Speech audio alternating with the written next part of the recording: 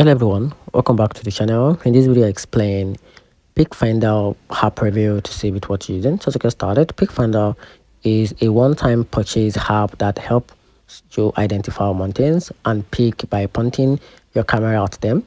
It works offline, shows over 1 million peak worldwide, and includes AR features to label mountains names on your camera view.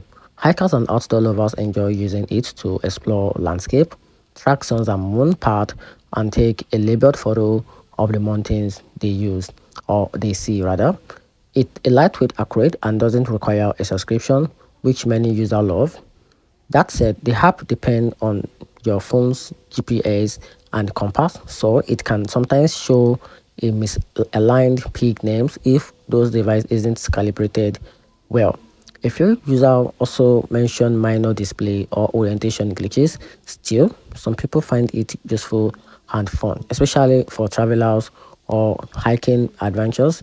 Overall, the pet finder is worth it if you enjoy nature, mountain views, and want to learn more about the peak around you without needing internet or ongoing payment. I think PeakFinder will be a better option for you.